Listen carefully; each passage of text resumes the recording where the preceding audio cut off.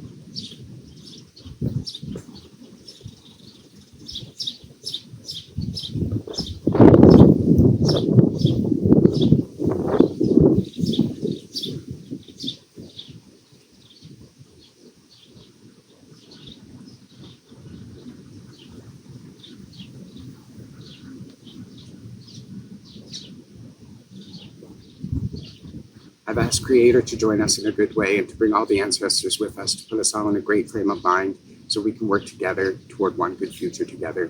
And we always ask the Creator to join us in these things so that we are always working with one mind, one good heart, and working toward one good future. Thank you, Daryl, for starting us off on such a positive note there. Welcome, everyone, to this celebration of Indigenous culture, a Carousel Youth Conversation. I'm Allison Johnson, President of the Multicultural Council of Windsor and Essex County, Chair of Carousel of the Nation, and your moderator for today. Now, for those of you who are not familiar with Carousel of the Nations, I'm going to just take a minute to mention it is a celebration of culture and tradition that takes place during the last 2 weeks of June every year in Windsor, Essex. So during Carousel, ethnic villages are set up across Windsor, Essex at community halls and event centers. And the community has the opportunity, everyone is invited into these villages to check out the different cultures, experience the different cultures, see some entertainment, and sample the food. Now, 2 years ago, Caldwell First Nation took part in this event for the first time.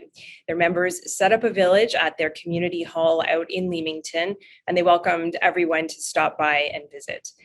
Before the doors opened on day one, there was a lineup to get in. And within minutes of opening, the space was packed. And by early afternoon, the kitchen had sold out of food. So clearly there was an appetite for more. And I'm not just talking about the food here. We did hear from everyone in attendance that they were truly appreciative of this opportunity to connect with members of the Caldwell First Nation community and to learn. And now, for safety reasons, we have not been able to celebrate Carousel in its traditional form since that time. But today, as part of Carousel 2021, and to celebrate National Indigenous Peoples Day, members of the Caldwell First Nation have very generously invited us back into their space, albeit virtually this time, for another opportunity to connect and to learn. And the best part of this conversation is that it's youth-driven. We have representatives from 13 different youth carousel villages, including the Caldwell First Nation, on this call today, and everyone will have the opportunity to participate and to ask questions throughout the conversation. Sound good to everyone? Maybe a thumbs up. Perfect. Before we begin, it is important to acknowledge that the Indigenous people are the traditional stewards of the land and the water where each of us are seated today for this virtual call. And we want to acknowledge that the land on which we are gathering is the traditional territory of the Caldwell First Nation, a member of the Three Fires Confederacy of First Nations, Ojibwe, Odawa, and Potawatomi, and of the Huron, Wendat, and Wyandot peoples. And we recognize that the land is an expression of gratitude to those whose traditional territory we reside on, and as a way of honoring the Indigenous people who have been living and thriving on the land since time immemorial. We value the significant historical and contemporary contributions of local and regional First Nations and all of the original peoples of Turtle Island. So let's bring our hosts into this conversation now. And now I want to officially introduce everyone to Daryl Van Orscott. Daryl is responsible for education and cultural experience delivery for the First Nation Caldwell community. Hi, Daryl.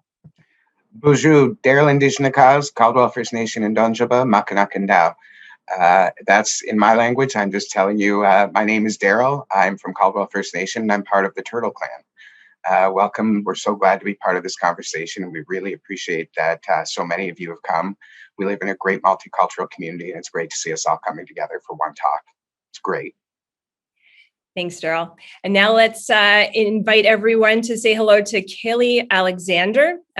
She is the Experience Development and Event Coordinator for the Caldwell First Nation, and she's going to be leading the conversation today in the chat section. Hi, Kaylee. Hi, Allison, and hi, everybody. Thank you so much for joining us today. It's so nice to see so many youthful faces on the call. I'll be monitoring the chat box today, so you can find the chat on the bottom right-hand side of your screen.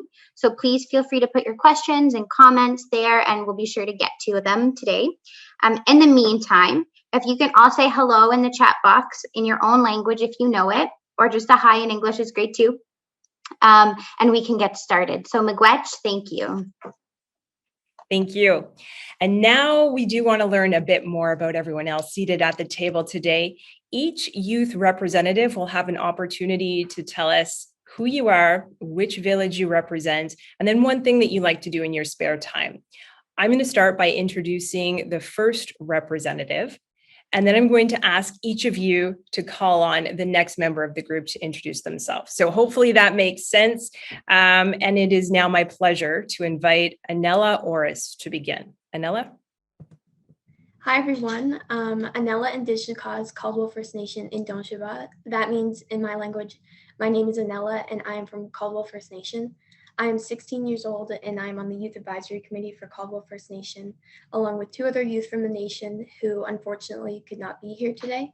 And in my spare time, I like to listen to music on my record player. And the next youth representative is from the Caribbean community.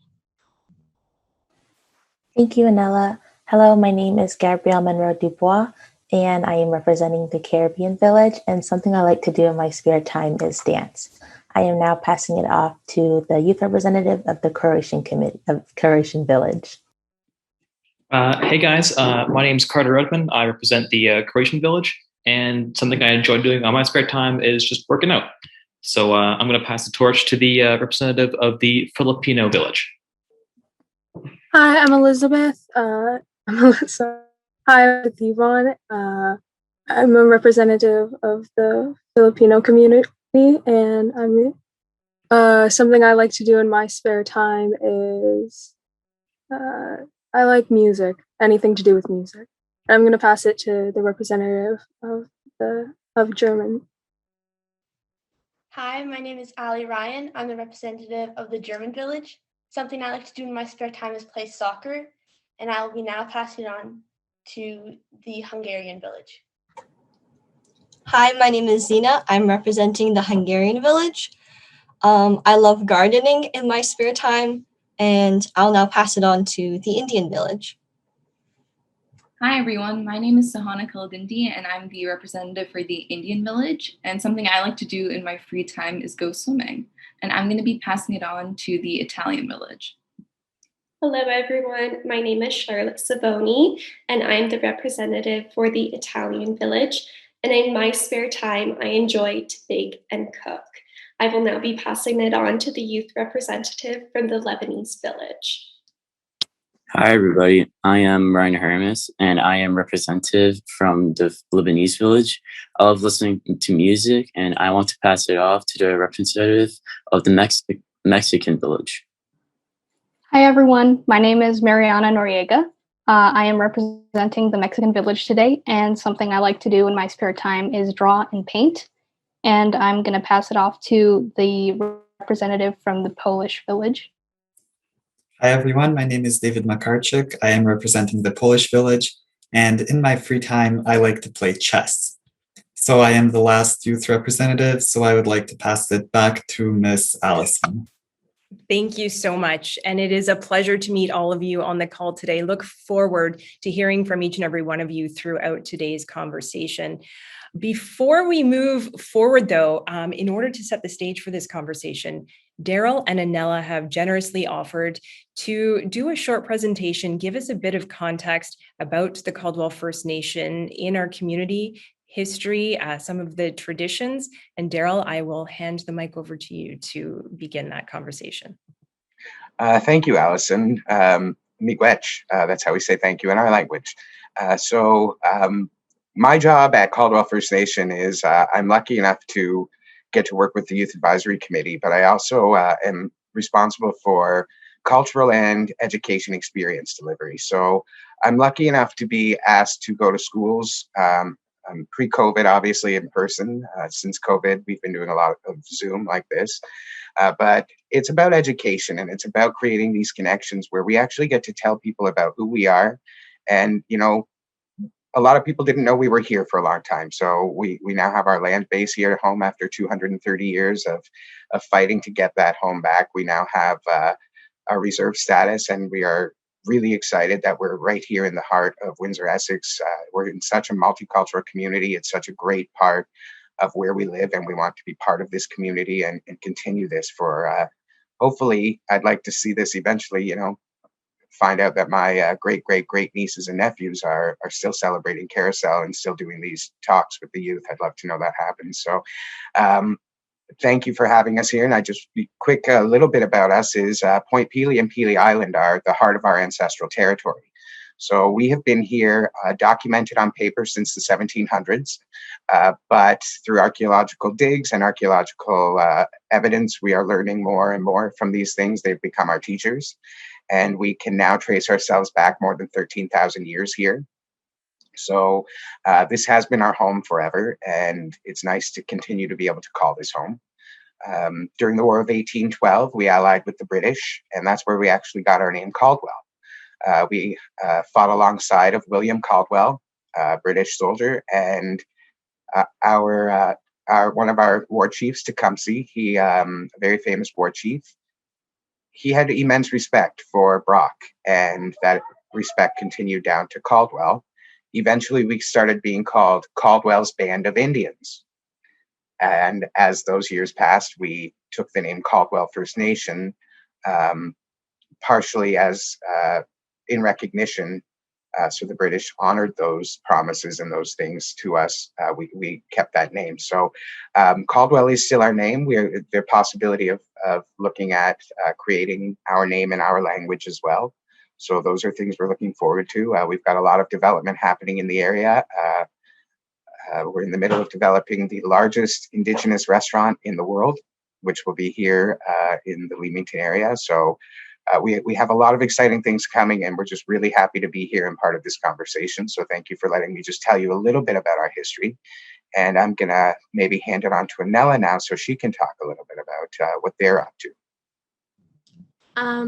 Yeah, as I said before, I'm on the Youth Advisory Committee for Caldwell.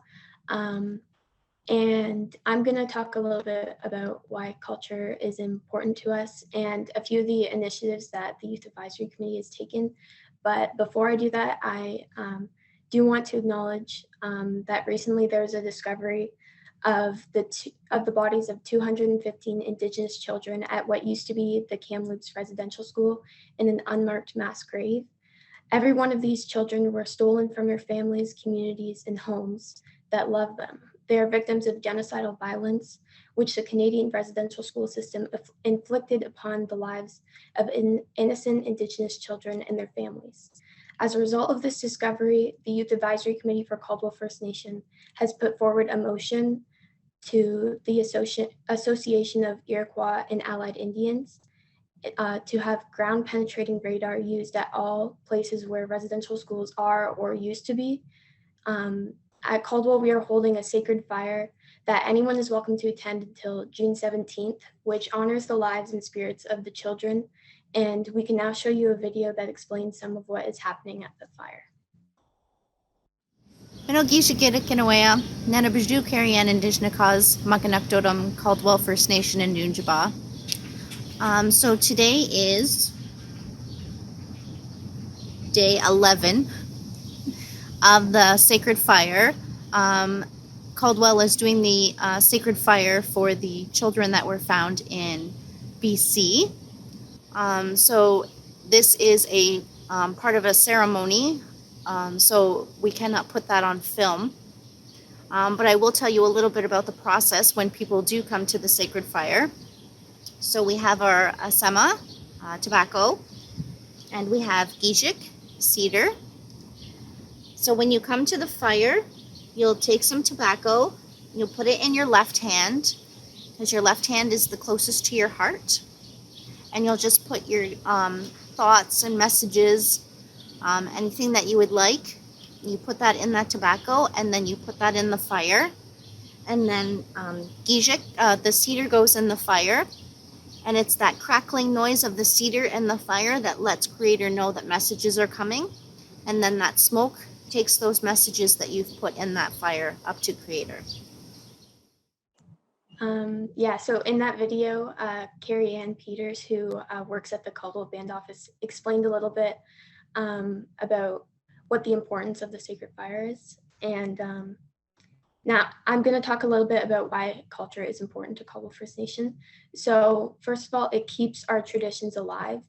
And it's also important to respect and acknowledge our ancestors through the traditions, because our culture has been, there have been attempts to destroy and eliminate our culture through genocide and colonization, and we want to revitalize it and make sure that it can stay here for the next 7 generations.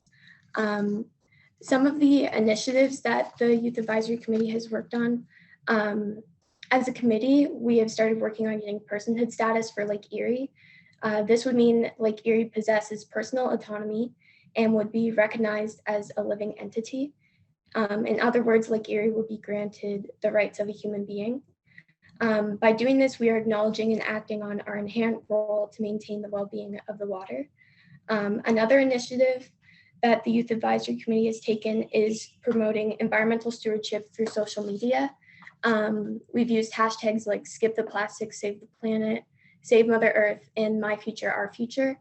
We want people to start making decisions consciously about what affects the environment positively and negatively, and how to reduce the negative impacts. This includes things like recycling, using reusable water bottles and straws, not littering, picking up litter when you see it, and reducing your carbon footprint, so ordering locally instead of internationally. Another initiative is we put forward a resolution to the Chiefs of Ontario to take down statues in Canada that honor historical oppressors of Indigenous peoples. It stated the use of street names, monuments, natural spaces, and public buildings that bear the names of historical oppressors of Indigenous peoples and perpetuate the appearance of oppression be replaced with names that reflect the culture and values of Indigenous people. This resolution was passed, and we are working on next steps for this. Yeah, that's basically our values and what we think is important. And we're also working on developing a language app for Caldwell First Nation. This would help to revitalize the language, and that everyone in the community would have access to the language, and people would be able to learn in different ways than in a classroom, because to us, a classroom is not a traditional way of learning, and we want to include different learning styles so everyone is comfortable in the way that they learn the language. And yeah, so I can pass it back to Allison.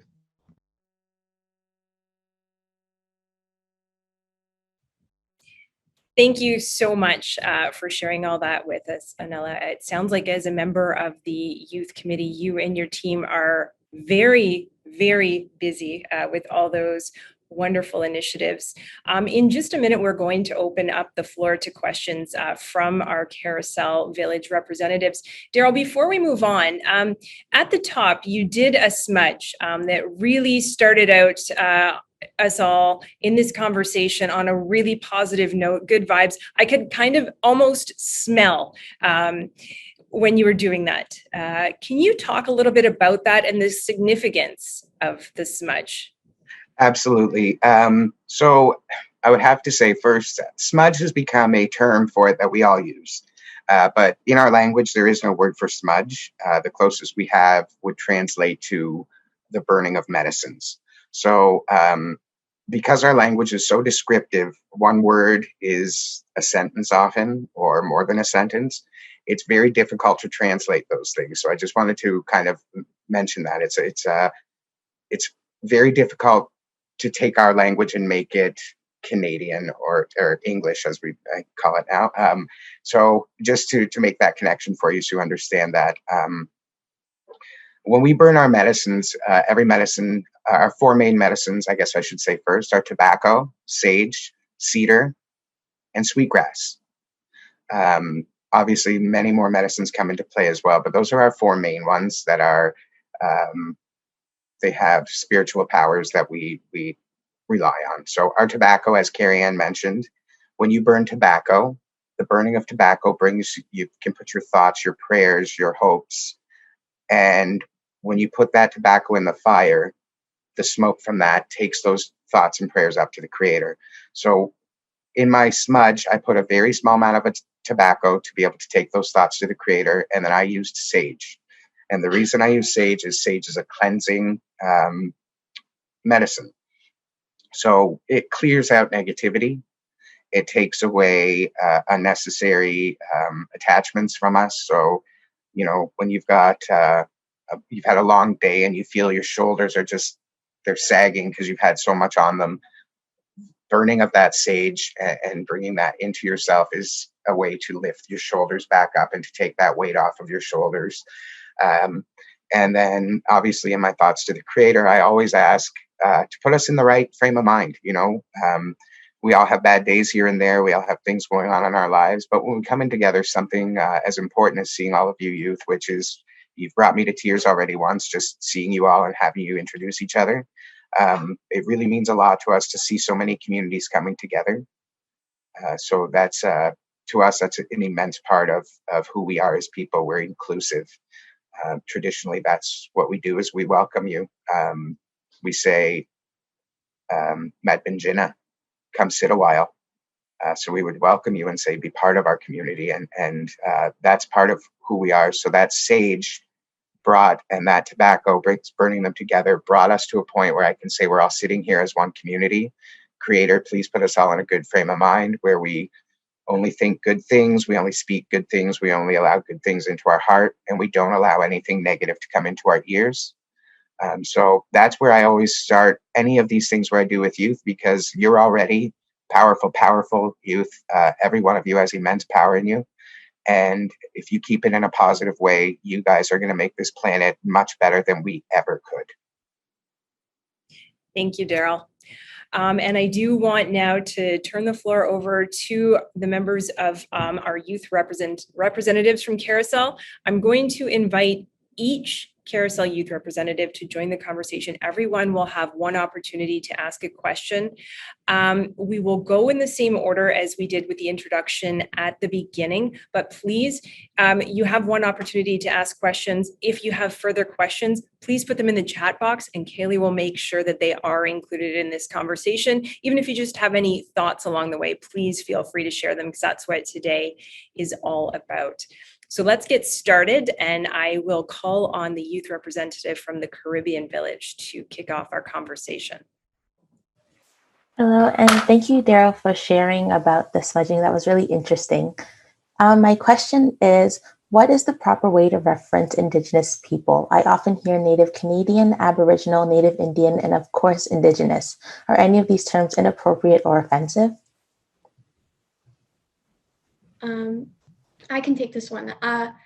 Personally, I prefer Indigenous or First Nation. Indigenous is an umbrella term to refer to First Nations, Métis, and Inuit peoples. So it's when you're just talking about First Nations, it's improper to say, like if it's specifically something that happened to First Nations and not the Métis or Inuit people, it's improper to say Indigenous, because then it includes those two other groups of people, and it like gets confused. I think that Indian is an outdated term. First Nations people can and Indigenous people can use it together, call themselves that word, but being called that by someone who's non-Indigenous, it can be offensive to some people. And Aboriginal, I don't like the word.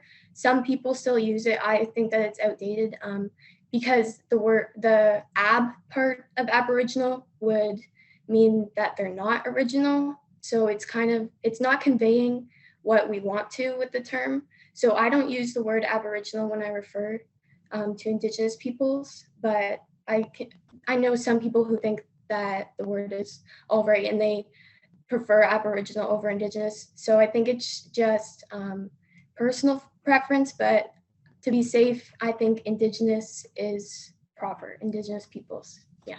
And Daryl. That was a great answer, Anella. I'm just going to elaborate a tiny bit on that. So Indian is what we are on our status cards. And this is such an outdated term because it goes back to when Columbus came. Christopher Columbus thought he was actually landing in India. So he thought he found the Indians. Not that there's, obviously multicultural, it's great to be Indian, but it's a false, he falsely assumed he was in India, clearly finding out that he was in North America eventually, what we've always called Turtle Island. So that's that. And I agree with Anella. I don't like the word Aboriginal for the same reason. It reminds me of the word abnormal, less than normal. So Aboriginal gives the connotation of less than original. And we know that our ancestors are the original people. So I really liked Anella's answer. Indigenous does umbrella Métis, Inuit, and First Nations people. Myself, I would much rather to be called Indigenous or First Nations. That to me is, but again, she is right. There's people who would prefer you stick to calling them Indian because that's what their card says, or would stick to call them Aboriginal because that was the next term kind of after Indian. So the fact that you asked the question is very sensitive to the fact that you're going to have different groups of people wish to be addressed differently. Just the fact that you're entertaining that question says that your heart is in the right place, and I don't think anyone will be insulted whichever way you choose to speak to them. Thank you, Gabby. Thank you. Thank you. Next question, we will go to the rep from the Croatian village. All right, thank you. My question is just what makes you guys most proud of your culture and your community? Being part of this is a huge point of pride for me. I don't want to get teary-eyed while I'm talking, but our youth are an immense driver for me. When I've had a bad day and I have a meeting that night with the Youth Advisory Committee, I am motivated and reminded of why I do my job the next day. Everything that the youth are doing, the world you are creating as youth, and this isn't just our youth, it's all of you across the board. The inclusivity and the stopping lateral hatred for no reason, and the getting rid of, stop seeing people's creed and color and religion as a reason to hate. Your generation is creating a world that the sky's the limit. So these are the things that make me most proud to be involved in. Anything our youth are doing, I will happily get involved in. I'm also very proud to say, after 230 years, we now have our home back. We have a land to call home. That's very, very exciting for us. It tells us that for 230 years, and even though there were things done to try to, there was cultural genocide committed and there were these terrible things that happened, and our people have constantly said, this is our home and we are not leaving and we are going to be here. So we have to acknowledge the resilience of our ancestors, and I think that's across the board again. not just our ancestors, but all of ours. This is what it's about, being proud of where you come from and being proud of who you are. So thank you for that question, because these are the things that make me most proud. For me, the things that make me most proud to be Indigenous is the traditions and the values. I mean, we believe that we don't own the land. That's a colonized way of thinking. But so we believe that we steward the land, and it's our responsibility to take care of it and to protect it, as well as the waters and the airs. And I really appreciate those values, and I'm proud that that's a part of my culture and my history. And actually, my sweater says "proud to be" that I'm wearing. I forgot I was wearing that, but yeah. Thank you for the question. I'm actually wearing mine as well, Anella. I love it. Thank you. Thank you for the question. We will go now to the Carousel youth representative from the Filipino village. Hi. So I was just wondering, like, if you were to encapsulate the core beliefs of your culture, like personally for you, and like that was the only thing that you would like share with someone else, I was just wondering, like, what that would be. For me, the first thing that I think of is the medicine wheel, the 4 directions, and the 4 medicines. The medicine wheel, it's like also in 4 places, and it represents the 4 stages of life. And the 4 medicines Daryl talked about earlier: sage, cedar, tobacco, and sweetgrass, and the values and what smudging means. That's what comes to mind when I think of my culture. Maybe Daryl can elaborate. I think that's beautiful, and I think if you asked 20 of us, we'd all have a different answer. And I think that's a beautiful question, Elizabeth. Thank you for it. And I would have to say, for me, it's there's a few things, but right now my head is that we have been inclusive always as people. It's finally in this century, and we're finally seeing people being treated more equally across the board, and we're seeing the acknowledgement of different genders and things. As First Nations people, we have always, we call them Two-Spirit, is what we've said for our LGBTQ. Two-Spirit is what we've always called them. And they've made some of our most powerful medicine men and women, and they've been, but we have long known that there are many genders. That's a First Nation, very old tradition that we have no right, Creator gave us no right to judge anyone. So that has been taken from us. So all of those hateful things to judge people for no reason, that's not even our right. Only Creator's got that right. That's a big one. And I think all of the things around that right now are where my mind is that I would want to push forward, because we believe in our deepest tradition that we all tie back to the same original man and woman.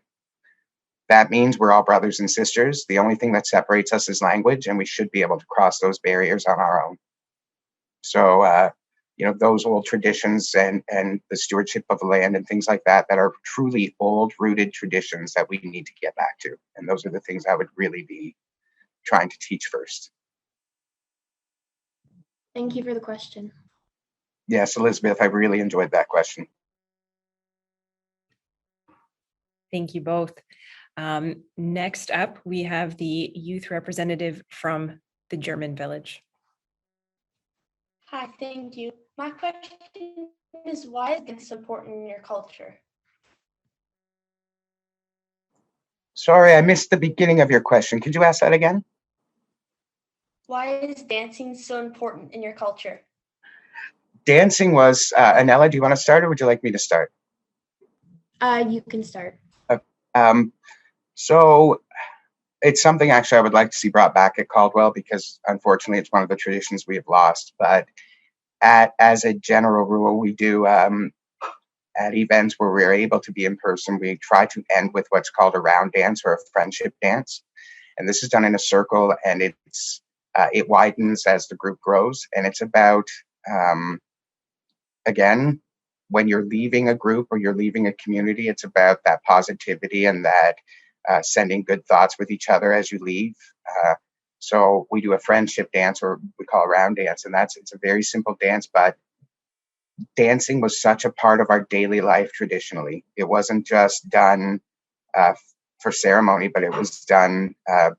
You might do it personally. You're having your smudge alone in the morning. You might have done a dance to honor the sun, or to thank the creator for allowing the sun to rise that day.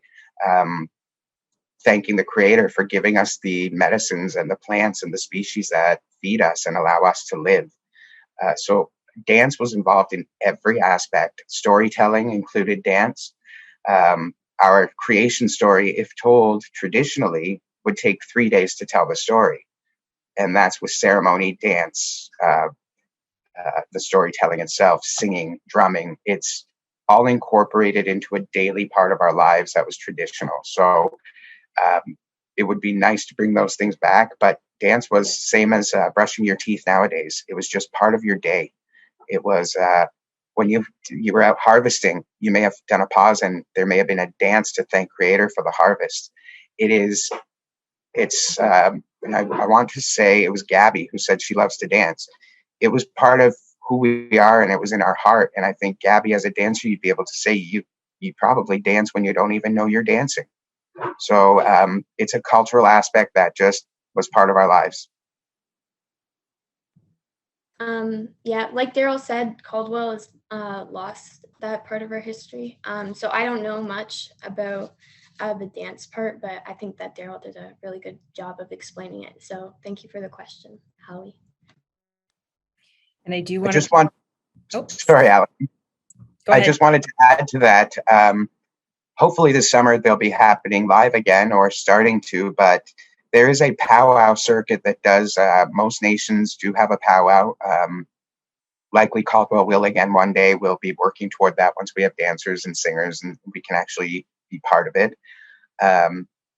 But there are many local First Nations even from here to London. You have 1, 2, 3, 4, 5, 6 different powwows that go on throughout the summer. So if you're out, and actually we can put that link on, it's called powwow.com, and you can look at their calendar and they can show you where you're at, where you live, and what powwows are local and what days those are at. And even if you're only able to go for an hour, you can see some of the amazing vendors and crafters they have, but also there's dance demonstrations from, most of them have them all day long. They're traditional dances. They require an unbelievable amount of stamina, especially in the heat with all of the regalia on. So I do recommend, if you have a chance to go check that out.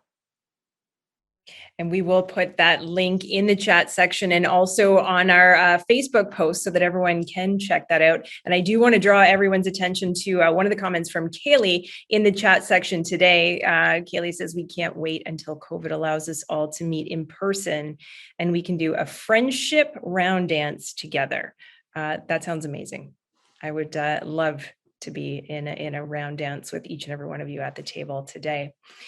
And now we'll call upon the Carousel youth representative from the Hungarian village to ask the next question.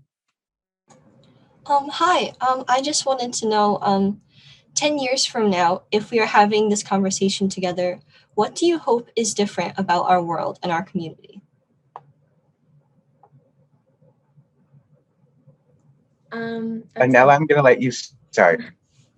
That's a great question. Definitely one to think about. I think that if I thought about it all day, it would probably change from what I'm going to say right now. But I think that just to have everyone more educated and knowledgeable about what really happened in Canada. And so everyone understands why Indigenous people are so adamant in getting that truth and reconciliation. Because right now I know not everyone, but a lot of people are saying, like, I won't believe that the residential schools are bad, like, until you prove that the parents didn't drop the kids off there. Like, I've seen that and comments like that on social media, and it's disappointing because I know that the curriculum in school it's not mandatory to learn about the culture. I know that I took a class, it's called World Religions, and one of the units was on Indigenous spirituality, but it wasn't a mandatory course for people to take. And even then, it misses a lot of information about what happens in the residential schools and focuses more on like the good part of what happens. And so I just hope that people would be more educated on what really happened so they can't deny it. And then when we get that truth part out, then we can finally have the reconciliation. And Daryl, if you want to add. That was beautiful, Anella. And I mimic your sentiments, but I'm going to say, for me, if I said we were having this conversation again in 10 years, we have 13 different villages represented here. Is that right, Allison? 12 or 13? So that's 12 different villages, different nationalities coming together to have one talk. Without knowing each other, you all come together and you're doing this talk, which I think is beautiful. So if I said in 10 years, what I'd like to see is maybe this isn't a once conversation. Maybe this conversation ends up happening twice a year and you all get together and discuss. Maybe you become the youth advisory committee for the Carousel of Nations and you tell us as the older generation how we need to make this carousel different to enhance the experience for your generation, or what we can do to pass that torch on to your generation so that Carousel of the Nations is celebrating its 150th anniversary one day, that you guys are carrying that on. And I'll take it one step further. If it's 10 years from now, I would love to be able to say, hey, I'll write a letter to the UN and say, we have 130 different nations youth working together as one cohesive unit to make multiculturalism beautiful. You do better. So you guys could be leading the way for what the UN needs to be in the future too. This is, I have big dreams for you all. So this conversation could get huge for you. Thanks, Daryl. Next question will go to the Carousel Youth Representative for the Indian Village. Hi, Daryl and Anella. I found that weddings are such a huge part of so many different cultures. So I was wondering, what are some rituals and traditions that are done in weddings in your culture? So traditional weddings are a bit different. We are trying to bring those things back. And a lot of people, as they're getting married in our nation, are bringing those as many traditions as they can, going back to things like bringing feathers into that to remind us of that all birds are messengers to the Creator. So you bring those feathers in to give you that reminder of sending those messages to Creator, to be thankful, to be loving, to be kind. All of the things as men in our First Nations traditions, we are meant to learn from our women. So everything good in life, we believe women are born inherently with those things in their heart. And as men, we need to learn them from our women. So just hearing that question, actually, you're teaching me something just then. I'm learning something again. So Anella, maybe I'll let you carry on here for a second before I continue and to see what you would say about that. Do you have any, have you been to a traditional wedding yet? I didn't know that there was any. I didn't know that weddings in our culture. So. Okay, so I have been to a few on different First Nations. For example, this past year, 2 years ago, my sister actually got married and tried to bring in as much cultural aspects as she could. So she did bring in the feathers, and she did bring in the colors of the medicine wheel, and she did bring in the tying of the wrists and things like that, which is our symbolism. A knot is tied, the wrists are bound. Now, in old tradition, you would have been bound for 7 days. So you would have been bound to your husband, wife, or partner for the next 7 days by one wrist. And you had those 7 days, and this was the one chance you had as a couple. If in 7 days you decided as a couple to sever that knot, then that wedding never happened. But if at the end of 7 days, the knot was still tied, you had made that commitment, and that was your marriage, and that was your decision. So they were given that 7 days as close as possible, stuck together, to say, this is how close you're going to live for the rest of your life. Make sure you can handle it before you commit. And that was a big part of it. So it was that wrist binding. And you'd find it very difficult, especially, I mean, now we have technology and things that help us do everything. But when you had to use your bare hands to light a fire and you only have one free, you learn teamwork very quickly, and that each of you's got a responsibility. So for us, the wedding itself was a celebration of community, but that tying of the knot was a symbolic commitment of those two people saying, we're going to give this a shot for 7 days, and hopefully they made it through those 7 days. So I haven't actually seen the knot done for 7 days. I've never seen it done. That's an old tradition, but I still see the knot tied as they are exchanging their vows. Anela, does that sound like a tradition that you'd like to see come back? Yeah, I think it's kind of funny to see, but a little intense. But thank you for the question. That is really interesting. Thank you. Our next question right now will come from the Carousel youth representative from the Italian village. Hello. So in light of recent events, is it upsetting or finally reassuring to know that it took many people this long to see the truth behind what many Indigenous individuals and communities have gone through and continue to cope with today?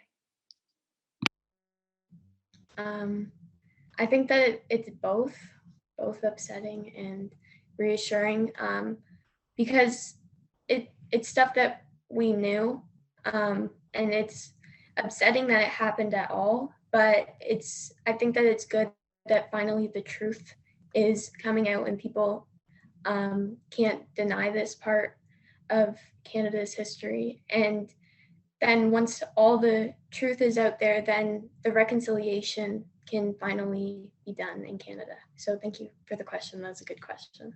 Daryl, if you wanted to add anything. Yes, thank you for that question, Charlotte. I'm blown away by your abilities as young people to come up with these insightful and deep questions. Again, you're just giving me great hopes for our future. Again, this conversation's a big part of that. For me, I wasn't shocked by the finding at all. We've known for a long time that thousands of children were missing and that they never were accounted for, and we never knew what happened. So not shocked, but reassured for sure, because it's finally confirming what we've known. And again, what Anela said about truth and reconciliation, we need to get the entire truth out there. She's right.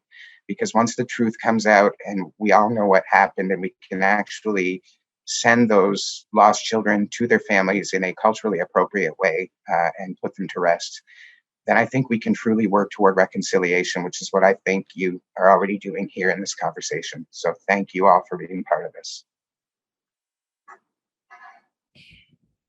Anela, Daryl, as part of the initial presentation, you showed the fire celebration that was taking place. What's it been like there since that fire started earlier on? What happens there? Well, there has been, we've seen a lot of community members come by, not just community members from Caldwell, but people who know us, who know where we are in the town, even companies we've done business with, and funders we've done partnerships and things like that with. We're receiving all of these solidarity statements, and that is beautiful to see. I think, again, what Charlotte said, now that it's been put out in the media and it's out there for Canadians to see the tragic true story, I think it's going to be very hard to sweep that back under the rug, and we're going to see some real movement here. And I think once again, that truth is out there. Those things, you're watching it now. We're seeing all of these community members come and offer tobacco and stand at the fire. And, we have had community members call and say their youth group would like to do some baking and bring it to the people at the fire to make sure they have some food. We are seeing things, again, we're in a different time, and the truth is coming out. So it's really starting to show that we are part of a multicultural community, and that we all are tied together in this. Every life matters.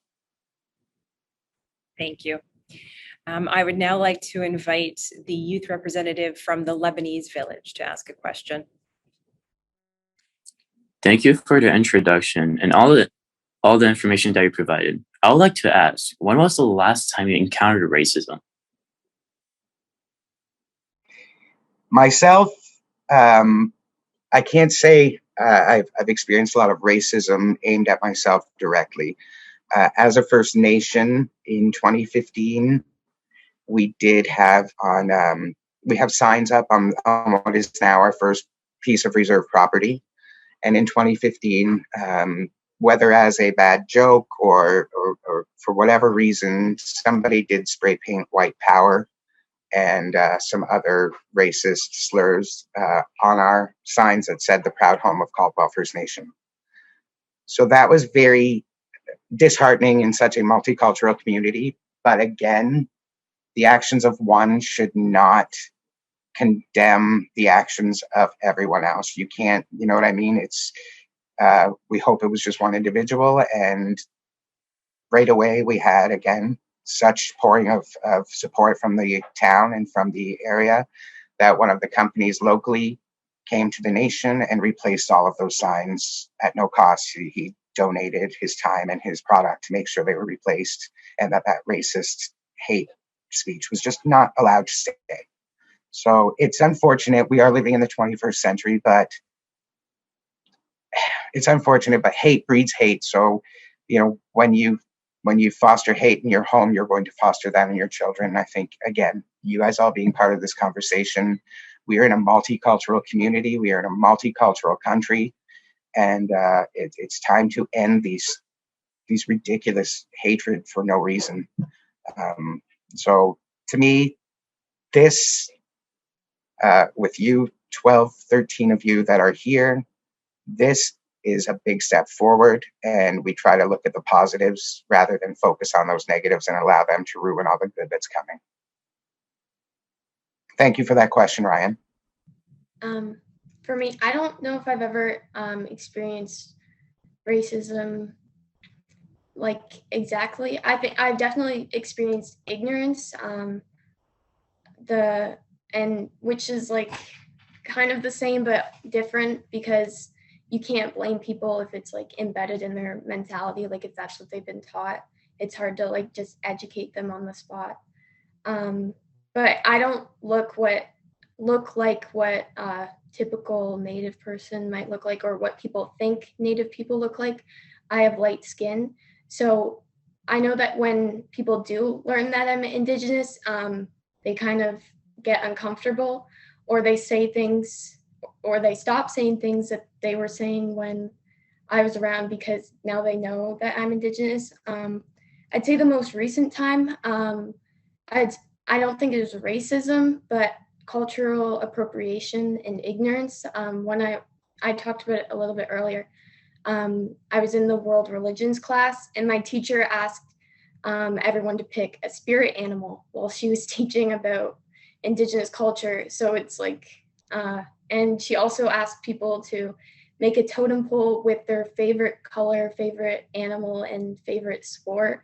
And it's just like the ignorance that she wasn't explaining the significance of a totem pole, or like that not all nations use that. And yeah, it's disappointing that it was being taught in a school. But yeah, thank you for the question. Thank you for sharing that, Anela.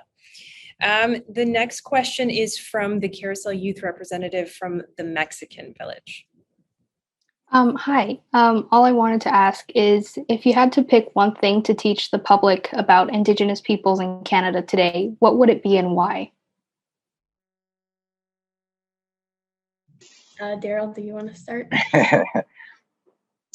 You know, I've thought of a few things about that. If I wasn't speaking to youth, I'd have a different answer. But because I'm speaking to such a young group who are already open-minded and inclusive thinking and forward thinking, and my answer would be different. And I would say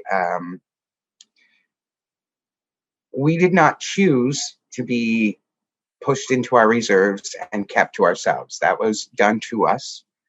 And that our youth, especially Nella and our youth advisory committee, are really pushing toward being inclusive and being part of a community, and being proud to be who we are, because our people have been victimized terribly, but we are very strong, proud people. We do not need to live as victims. We don't need to allow ourselves to be victimized anymore. So I think being part of a community and standing up and being proud of who we are. We were talking about the residential schools there, and one of the unfortunate things about residential schools is they promoted self-hatred and shame about being Native, about being First Nation. In fact, one of the mandates of the school was to kill the Indian in the child. That's heartbreaking to hear those words. It is, but it's also, I'm trying to think of the right wording. It just tells you the strength and resilience of our people, and that we continue to thrive, and we continue to want to celebrate and be proud of who we are while being part of this beautiful multicultural country. So I think that would be for me, that we are part of it. We are not separate entirely. Though we are considered sovereign nations, we are still part of this country and want to be considered such. Wonderful. Thank you. Anela, did you have something to add? Sorry. For me, I don't know if I could pick one thing. It's very hard to pick one thing because I would say the history of what's happened to them is important, but it's also important to say like their values and what was happening before contact. I'd say the history, because I think that it helps people understand why we want truth and reconciliation, and we're not greedy, and it's not like we can't get over something that is actually genocide that happened. And because a lot of people don't see it that way, and they use like terms like ethnic cleansing, that instead of saying genocide, which has like they have I think genocide is a more powerful word, and when people say like try to whitewash it or sugarcoat it, it's disappointing. So I'd say definitely teaching the history would be one thing. Well said, Anela.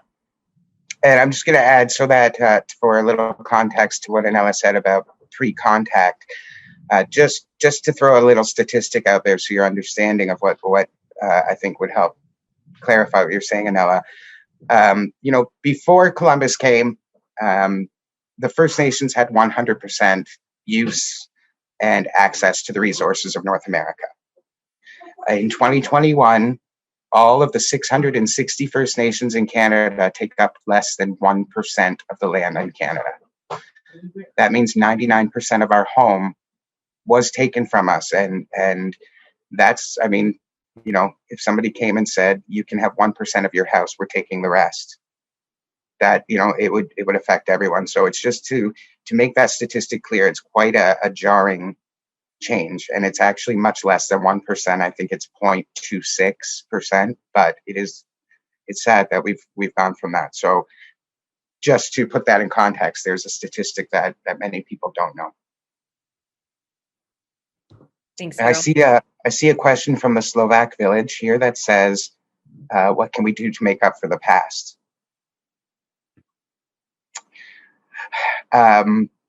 This is a big step. Look what we're doing.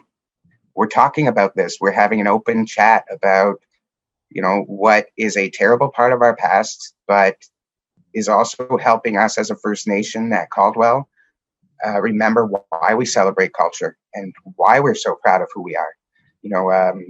Yes, Anela's right. There was cultural genocide that tried to be committed, but we're still here, and we are proud to be here, and we're proud to be who we are. So bringing back those cultural traditions and things, and being allowed to do that, and being given the opportunity to talk like this is a big step toward that reconciliation. I think as youth, you are making the steps that unfortunately this country has not made.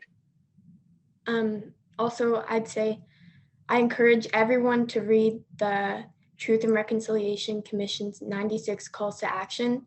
Those have an outline for just about everything that Indigenous people are asking for. And I think only 8 or 10 of them have been completed. And I think they were put out in 2015.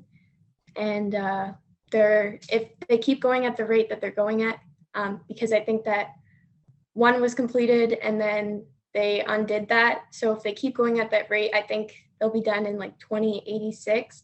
So if you read them and you push for them and you just, I educate on the calls to action, and also reading UNDRIP would help too. So you just read my mind, sweetie. So the calls to action came from the Truth and Reconciliation Commission of Canada, and they were created based on the United Nations Declaration on the Rights of Indigenous People. So this is the UN who, did the UNDRIP, and based on that, when movement had been slow in 2015, the calls to action at the commission were put forward, and we're 20 to 15 to now, 9. And actually, you're right, Anela, I believe 1 got undone, so it's probably 8 again, have been completed. And that means, realistically, that's less than 8% of Canada's responsibilities to Indigenous peoples has been fulfilled or has been followed through with. So, you know what, Anela, that's a very good answer. Again, the youth, ours, and all of you in this meeting are just your ability to think through things and the way you're all coming up with your question. I'm very impressed with all of you, and I'm very, very humbled to be a part of this day. I'm going to put Kaylee on the spot here. I'm not sure if she has access to right now. If we could pop into the chat section, those calls to action from the Truth and Reconciliation that you recommended reading. And if not, we can absolutely send them out in an email after and include them as a link in the post when this is placed on social media. One last question for the day, and the final question of the day from our Carousel youth representatives. And this one goes to the Polish village. Hello. So my question would be, what is the significance of the peace pipe to Indigenous culture? Because I know that often in books or movies, we hear about this as like a very important element. So could you explain further the significance of it to your culture? Yes, so a peace pipe is not, for us, it's not as prevalent. We do use a peace pipe. It has been used by the Ojibwe Anishinaabe. But for many nations, a peace pipe is part of any time you make what we call treaties. You're making I don't want to say a deal because that's not the word. We would call it a partnership or a pact, because our belief in treaties was that it was 50-50. It was give and take. It was never one side got more than the other. They were equal. And, we didn't have signatures back then. It was when you smoked that peace pipe, you were making that agreement together, and the smoke, you didn't inhale the smoke like you do today, obviously, when they're smoking a cigarette or a pipe. But the smoke from a peace pipe, you don't inhale. What you're doing is burning that tobacco and sending the thoughts from that treaty, from that discussion, to the creator. So the creator has witnessed the pact that you are making. So that would be the significance. It's part of that pact with the creator, involving him in that. Okay, thank you. That's very insightful. Thank you for the question. Thank you all for those questions. There were some amazing and very insightful questions in there. And I think Daryl definitely agrees with me. Lots of opportunity to talk about many different things. So thank you all for coming and for putting so much thought into that. Your villages all must be so proud of all of you. Just this chat gives me great hope and makes me so happy to have been part of it. I'm so happy Anela was able to give us her time and be part of this as well. And again, just to say thank you to the Carousel for giving us this opportunity to talk to you all of you. And thank you, Daryl, and great hopes for the future. You keep talking about that. So before we do sign off for today, I know you did talk about at the beginning too that this is just the beginning of everyone working together, one good future together, how you described it off the top. What does that look like? And assuming this is just the beginning, what is next? And Anela, I'm going to steal your words. I don't know if you said them today in this meeting, but I know you said them earlier today in our pre-meeting. She used the word embracing, and I think that's a big part of what changes this generation's mindset from ours. So you embrace the similarities between each other as humans, and it doesn't matter what country or creed. It shouldn't matter. You embrace those similarities, and you don't focus on those things that make you different. You're not. I don't know how to put it other than that. Anela said it better, I think, but I think Anela said uniting as one race, as human beings, was what how she worded it, and it really made me happy to hear those words coming out of her mouth, because that's exactly what I think the world needs to see happen. We stop focusing on those small differences and start looking at what makes us all the same. You know, we are all humans. We're all here for love and for family and to be part of a great world. So why not create that world together? I think that was definitely a theme throughout the day. We started off asking everyone to just share one thing that they like to do. And, you know, there's a lot of similarities there. People like to get out. They like to listen to music. They like to dance, right? I agree 100% with what you're saying. Pride in culture, that connects us all. Pride in who we are as Canadians. And the community and the struggles and working together, the environment, a topic that came up that I think everyone can connect with and stand behind. So thank you all for being part of this conversation. I do want to give the last word to Anela, if you want to share your thoughts on today, or if you have anything else that you want to add before we bring this to a close. Just echoing what Daryl said, embracing the similarities, but also acknowledging the differences and not seeing them as negative things. Yeah, and I think Daryl said it very well. Seeing the similarities between our cultures and how significant those things can be. So thank you, everyone. Thank you both. It was a privilege to be part of this conversation today. Thank you for inviting us into your space and sharing so much and getting this conversation started. I want to recognize that this conversation is airing on June 21st, which means we have just wrapped up the first week of Carousel of the Nations, and that means that there's still one more to go this year. So please, if you're joining us today, check out the website, carouselofnations.com. There's still opportunities to participate in the upcoming week.